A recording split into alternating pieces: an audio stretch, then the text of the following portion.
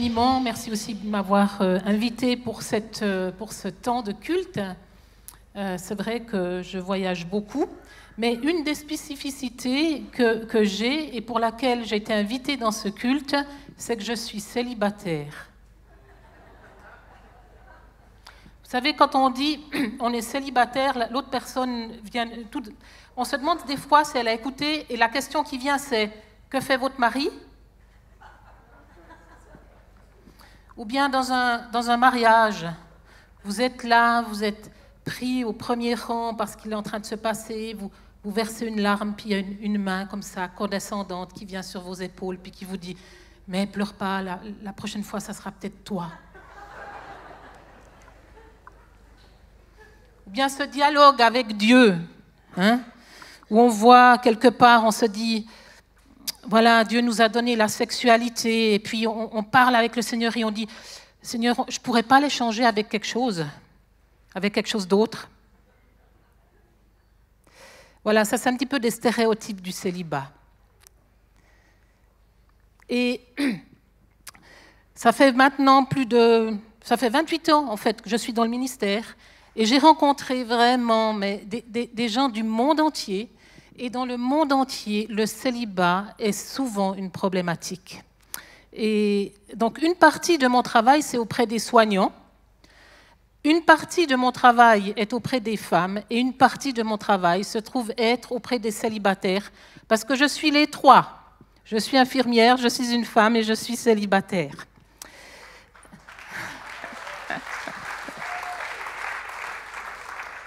Mais ce n'est pas parce que je suis célibataire que je suis la moitié d'une femme ou la moitié d'une infirmière.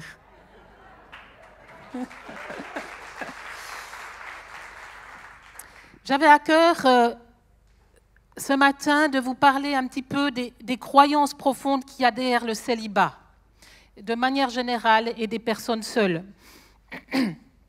On a parlé des croyances profondes qui influencent notre vie.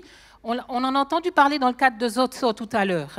Mais ces croyances profondes, elles sont là aussi dans d'autres domaines. Et j'étais stupéfaite de voir, en faisant des recherches, qu'aucune religion monothéiste ne valorise le célibat, sauf le christianisme. Quelqu'un a dit dans un livre qu'il a écrit, alors que les adultes non mariés sont en train de devenir la majorité en dehors de l'Église, une étude récente estime qu'ils sont largement sous-représentés dans presque tous les domaines de la vie de l'Église. C'est impressionnant. Quel est le message que Dieu veut nous donner en tant qu'Église de Dieu par rapport à ce flot de personnes non mariées qu'il y a là dehors? Et je crois vraiment que, comme ce bouquin l'indique d'ailleurs, j'aime beaucoup le thème de un de ces bouquins, le célibat réhabilité, signe du royaume qui vient. Et j'en suis persuadée. Nos croyances, d'où viennent-elles? Alors je suis un petit peu allée faire un petit peu de recherche comme ça dans l'histoire. Dans l'Ancien Testament, dans la culture de l'Ancien Testament, pas dans la Bible même, dans la pensée de la culture de l'Ancien Testament, ce n'est pas forcément ce que Dieu pense. Dans cette culture-là, la société était une société patriarcale. Tout s'activait autour du clan familial. Et il n'y avait pas d'espérance de résurrection. Ça signifie que je pouvais, en quelque sorte, avoir une espérance d'éternité que dans la mesure où j'enfantais. Et que mes enfants portaient mon nom et transmettaient mon nom de génération en génération. Donc la personne qui n'enfantait pas, la personne qui était stérile, la personne qui ne se mariait pas, était en réalité sous le couvert d'une malédiction. C'était la pensée de la culture de l'Ancien Testament. Maintenant, qu'est-ce que disait Dieu sur cette culture-là? Quel était le cœur et la pensée de Dieu dans cet esprit-là? Et j'aimerais qu'on prenne Ésaïe 51, 1. J'avais donné quelques textes là. 54, 1, pardon, excuse-moi Claire. À la femme, il est dit, pousse des cris de joie, toi qui étais stérile, toi qui n'enfantais pas, éclate en chants joyeux, crie d'allégresse, toi qui n'as pas connu les douleurs de l'enfantement. Car l'Éternel déclare, les enfants de la délaissée seront bien plus nombreux que ceux de la femme mariée. Ça, c'est la pensée, le cœur de Dieu pour chaque personne qui n'enfante pas. Quand je lisais ça, je me disais, mais Seigneur, qu'est-ce que tu veux dire? Est-ce que quelque part, je peux avoir la joie en tant que célibataire d'enfanter? Cette joie, finalement, en tant que femme que j'ai au fond de mes entrailles. Est-ce que quelque part dans ton royaume, il y a ça? Pour que tu le mettes dans ta parole, dans l'Ancien Testament. Et le verset suivant, qui est dans Ésaïe 56, 4 à 5, il est parlé plus particulièrement de l'homme. Car voici ce que l'Éternel déclare à ceux qui sont eunuques, qui respecteront les sabbats que j'ai prescrits, qui choisiront de faire ce qui m'est agréable et qui s'attacheront à mon alliance. Je leur réserverai dans ma maison et dans mes murs une stèle et un nom qui vaudront mieux pour eux que des fils et des filles. Je leur accorderai un nom impérissable qui ne sera jamais rayé. Ça, c'est la pensée de Dieu dans cette culture-là. À savoir si réellement mon Dieu, oui, a une dimension d'enfantement pour ma vie en tant que célibataire, et mon Dieu a une dimension de pouvoir, je dirais, de garder mon nom impérissable, même en tant que célibataire, même en tant que personne seule. Ça, c'est la pensée de l'Ancien Testament. Que nous dit la culture du Nouveau Testament? La culture du Nouveau Testament, quand Jésus était là, en fait, elle s'était encore dégradée par rapport à la personne seule. Il n'y avait pas du tout de place pour la personne seule du temps de Jésus. Par exemple, il est dit,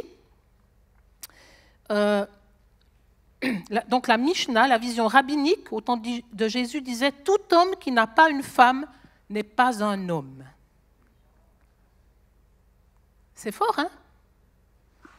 Ou, selon d'autres rabbins, Dieu souhaite que tout homme se marie et s'il arrive à l'âge de 20 ans sans être marié, alors que ses os sont dans la désolation. Messieurs, dans la société juive, il était juste impensable d'être célibataire du temps de Jésus. Et d'autant plus si vous aviez des responsabilités. Il était impensable qu'un rabbin soit célibataire. Il était impensable d'être dans les responsables religieux et être célibataire. Et vous savez quoi? Ça a prédominé jusqu'à nos jours, souvent dans les églises. L'église primitive, au départ, le célibat était considéré comme une liberté. Paul a parlé sur le célibat, on verra tout à l'heure, et les gens voyaient ça effectivement comme une liberté, mais aussi parce que dans l'État romain et grec, c'était un devoir civique que de se marier et d'avoir des enfants. Donc les gens voyaient ça comme une liberté, pour ne pas, quelque part, appartenir et être mis sous le couvert de l'État. Il restait célibataire. Et puis, il y a des temps de persécution qui ont commencé, et c'est sûr que dans les temps de persécution, on voit réellement l'état du célibat prendre beaucoup plus d'importance par définition. À cause de la persécution, on ne se mariait plus et on n'avait plus d'enfants, dans une dynamique de diminuer, bien sûr, la souffrance. Le problème, c'est que petit à petit, il y a une vie comme ça, dualiste, qui s'est installée. On a commencé à voir tout ce qui était spirituel un peu au-dessus, puis tout ce qui était du corps charnel, les relations sexuelles, tout ça, en dessous. Et on a commencé à créer une séparation avec cela. Et le célibat devient considéré par l'Église dans l'histoire comme plus spirituel que le mariage. C'est étonnant maintenant de penser ça. Mais voilà. Et c'est à ce moment-là que les monastères fleurissent. Et puis, les chrétiens remplacent le martyre par la vie monastique. Finalement, chasteté, pauvreté était une sorte de martyr. On tenait le coup, c'était du martyr. Et puis, petit à petit, on sait que l'Église catholique, dans cette période-là, a introduit le célibat des prêtres, dans cette même dimension de supériorité spirituelle et du reste, le corps, la sexualité, qui n'était pas spirituelle. C'est intéressant parce que j'ai retrouvé un texte là qui parle des excès que l'on connaît, entre autres dans l'histoire, à ce moment-là. Et j'ai retrouvé un texte qui parle de l'archevêque de Constance, donc dans les années 1300, où, dans la comptabilité de l'Église, il était donné par année 400 florins, à raison de 4 florins pour chaque enfant créé ou procréé par un prêtre. Ça faisait 100 enfants par année, illégitimes. Alors, qu'est-ce que fait la réforme? La réforme, elle va amener beaucoup de choses, mais entre autres, elle va amener aussi le fait de dire que c'est particulièrement Luther qui a lutté contre le célibat des prêtres, entre autres. Mais pour lui, il disait le mariage est comme un hôpital pour des malades incurables atteints par le péché. C'est Luther, c'est pas moi. Pourquoi? Parce qu'il y avait des tels excès que la seule solution qu'il voyait pour lui à tous ces excès, c'était le mariage. Et on sait que ce n'est pas ça, la solution. Le mariage n'amène rien comme solution par rapport à cela. Calvin encourageait également le mariage. Il disait, pour la majorité des gens, Dieu n'a pas seulement permis le mariage, mais il l'a formellement ordonné. Quiconque s'oppose au mariage s'oppose à Dieu. Donc la réforme a ramené le mariage presque comme une obligation. Et en fait, voilà un petit peu l'histoire en termes de croyance. Et on est issu de la réforme. Et malheureusement, à cause de cela et de cette espèce de shift qui s'est passé d'une extrême à l'autre, depuis la réforme, on a beaucoup de peine, en tant que personne seule et célibataire, de trouver notre place dans l'Église. Et la plupart des gens qui ont eu des ministères dans l'Église, d'après les recherches que j'ai faites, sont des personnes qui n'ont pas eu des ministères à l'intérieur de l'Église locale, mais dans la mission. Et il y a des gens vraiment connus, autant dans l'ancien temps que maintenant, qui ont été réellement des célibataires, qui ont influencé notre monde. Mais on en entend très peu parler. Et souvent, nos croyances, les lunettes qu'on porte sur le nez, fait qu'on les oublie un peu. J'ai fait une petite liste comme ça des célibataires depuis le temps biblique. Alors, dans l'Ancien Testament, il y avait Élisée, enfin, des gens tout à fait passables, quoi, rien d'extraordinaire. Daniel. Mais c'est vrai qu'on les voit peu sous cet angle-là. Dans le Nouveau Testament, il y avait Jésus. Ah bon, il était célibataire. Ah oui, c'est vrai. Il y avait Jésus, Jean-Baptiste, Marie-Madeleine, Marie, Marthe et Lazare dans les évangiles, dans les actes. Luc, Barnabas, Silas, Timothée, Tite, Épaphrodite, Apollos, Lydia, Dorcas, Phoebe sont tous des célibataires. Dans l'histoire du christianisme, Saint Augustin, François d'Assise, Thomas d'Aquin, Thérèse d'Avila, Jean de la Croix. Dans l'histoire contemporaine, Dietrich Bonhoeffer, C.S. Lewis, il s'est marié à la fin de sa vie. John Stott, qui vient de décéder, était un théologien, évangéliste, essayiste et prêtre anglican, leader du mouvement évangélique. C'est lui qui a créé, entre autres, le mouvement de Lausanne, d'évangélisation, de ramener l'évangélisation à l'intérieur du peuple de Dieu. Il avait figuré en 2005 dans le classement du Time Magazine des 100 personnes les plus influentes au monde. Un célibataire. Gladys Hallward, quelqu'un connaît? La mélodie du bonheur. Ah, des centaines d'enfants sauvés. Eric Liddell, quelqu'un connaît? Les chariots de feu. C'est un célibataire, il est parti ensuite en Chine. Corrie ten Boom était célibataire. Personnellement, j'ai donné mon cœur avec une femme qui, dans ma génération, a amené, je pense, la moitié de la Suisse romande au Seigneur, Claire-Lise de Benoît. Elle était célibataire et elle a écrit un bouquin, d'ailleurs, sur le célibat. Hein? Donc, combien d'enfants elle a enfanté en tant que célibataire? Incroyable! Et d'autres et d'autres. Ça, c'est simplement quelques points. En fait, Jésus, quand il est venu, il a révolutionné les choses à beaucoup de niveaux, mais également à ce niveau-là. Déjà, il était rabbin, juif et célibataire. Waouh! C'était complètement... On n'imagine pas maintenant, mais pour l'époque, c'était complètement inconcevable.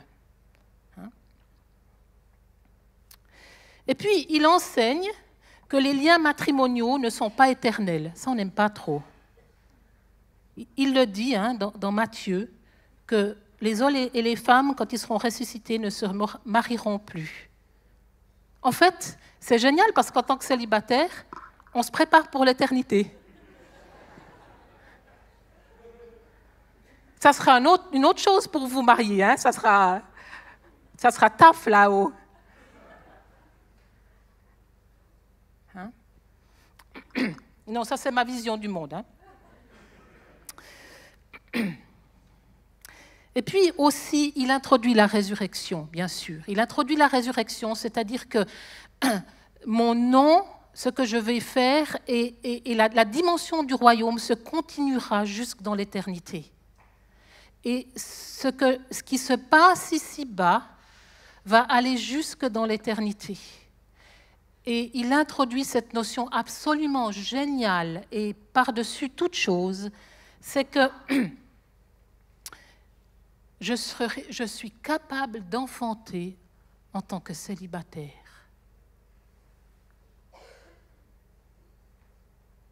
Ouh.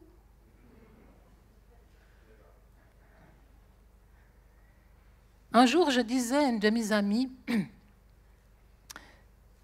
je me demande si c'est possible d'enfanter en tant que célibataire. Et je lui disais ça il y a des années en arrière. Je disais, mais garde ça pour toi, parce que je n'aimerais pas paraître pour une illuminée. Et Dieu m'a révélé cela. Effectivement, nous sommes capables d'enfanter en tant que célibataire.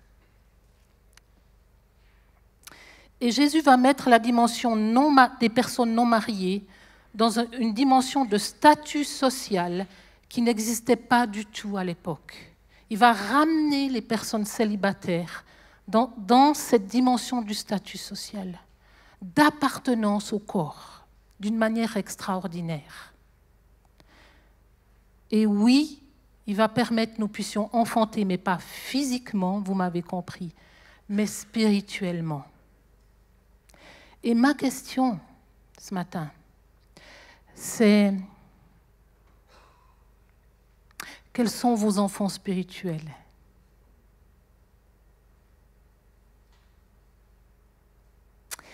Souvent, je rencontre des personnes célibataires qui sont dans une salle d'attente. Elles attendent le conjoint pour pouvoir enfin faire quelque chose dans le royaume. Souvent, j'ai vu même des personnes célibataires qui avaient reçu un appel spécifique de Dieu sur leur vie, se marier par dépit et perdre cet appel. Mes amis, ça c'est ce qui brise mon cœur le plus. C'est de voir des appels sur les vies de certaines personnes. Mais parce qu'il y a une telle pression autour de nous aussi. qu'on quitte cela pour entrer réellement dans un mariage. Je ne suis pas du tout contre le mariage, absolument pas. Et je crois que Dieu est vraiment, je le crois profondément, qui a une dimension de bénédiction sur le mariage, mais aussi sur les célibataires. Éphésiens nous dit que nous avons reçu toute bénédiction. Il n'est pas dit juste pour les gens mariés, célibataires ou personnes seules. On est tous sous la bénédiction de Dieu. Mais nous vivons comme si nous étions des demi-personnes, avec la moitié de la bénédiction, se disant, quand j'aurai trouvé ma seconde moitié, j'aurai l'autre partie de la bénédiction. Et nous vivons qu'à moitié.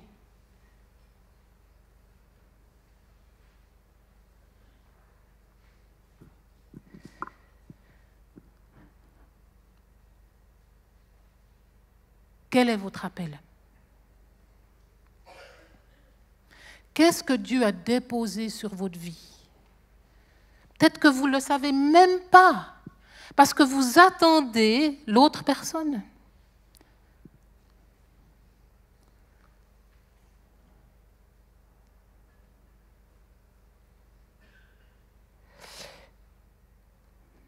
On vit également dans une société qui est hyper sexuée.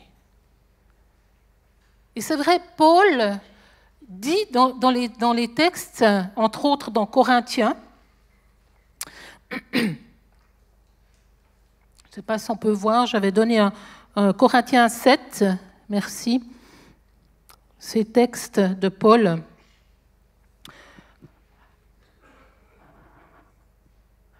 Pour ce qui concerne les choses dont vous m'avez écrit, je pense qu'il est bon pour l'homme de ne pas toucher de femme.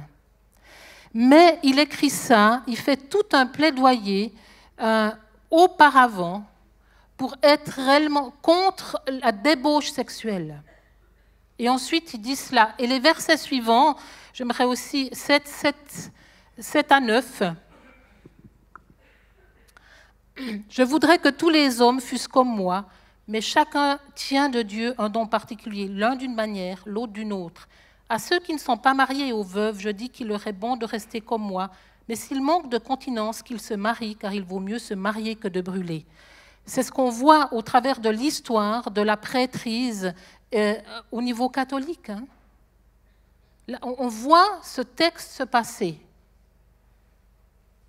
Mais je pense aussi, autant en tant que couple marié qu'en tant que célibataire, nous avons des appels. Ce n'est pas un but en soi. C'est un moyen que Dieu nous donne pour accomplir l'appel que nous avons. Et si on le transforme en but, et souvent au travers de notre société hyper sexuée, on le transforme en but, il faut que je me marie pour pouvoir quelque part subvenir à mes besoins, y compris de mon corps sexuel. Juste entre parenthèses, hein, la sexualité, c'est d'abord et premièrement supranasal. Au-dessus du nez. Pas que, bien sûr. Donc, on cherche vraiment à assouvir nos besoins parce qu'on est dans une société hyper sexualisée ou sexuée. Tout nous agresse. Internet, les pubs dans les magasins, tout vient pour nous faire entrer dans une démarche où dire « j'en ai besoin ». Mais le problème, c'est qu'en tant que célibataire, quand je vais, quelque part, je sombre dans cette démarche. Ce n'est pas mon conjoint qui va me satisfaire. Jamais. Je vais continuer dans cette démarche et devoir me satisfaire par plein d'autres choses. Pourquoi y a-t-il autant de pornographie? Et croyez-moi, ce n'est pas le mariage qui arrange les choses. J'accompagne des gens, aussi des couples, et entre autres, dernièrement, j'ai accompagné une femme dont toute sa vie, son mari a été dépendant de la pornographie. Cette femme est à la retraite. Mais l'état de destruction de cette personne, C'est effectivement comme si son mari avait eu des partenaires multiples toute sa vie. Un état, mais terrible. Chrétien, oui. Et il n'y a pas que les hommes qui sont dépendants de la porno, les femmes aussi. Donc, ce n'est pas de se marier qu'arrange mon besoin de sexualité. Bon, vous allez me dire, pour un culte quand même, parler de ça...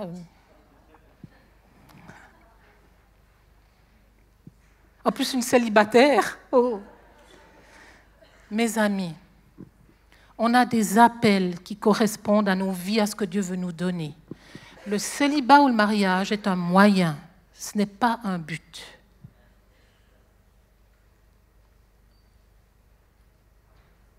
Mais on est trempé dans les croyances de notre monde. On a pris avec les croyances de notre passé. On croit qu'on va régler nos problèmes dans le mariage. Et on oublie de vivre notre appel dans le présent. Et c'est vrai, je suis d'accord avec le titre de ce livre en disant « Le royaume de Dieu qui est en marche va avoir automatiquement une réhabilitation du célibat, par définition. » Hommes, femmes, famille, célibat. La chaise aura 4 pieds.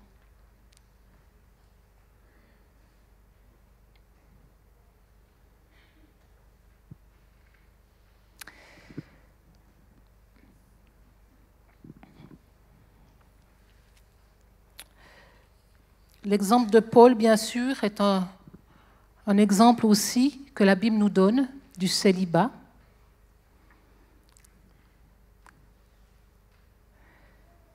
Où il a vécu cet appel. Mais vous avez dans le Nouveau Testament tellement d'autres personnes, dont je vous ai cité les noms, qui ont vécu le rappel en tant que célibataires et qui sont allés jusqu'au bout de leur appel.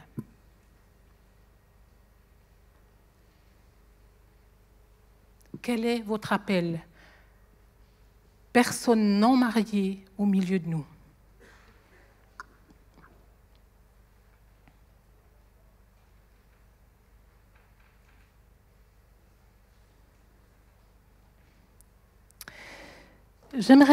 J'ai pensé tout à l'heure en écoutant, il est parti, la personne qui chantait le chant tout à l'heure, je ne sais pas s'il va revenir.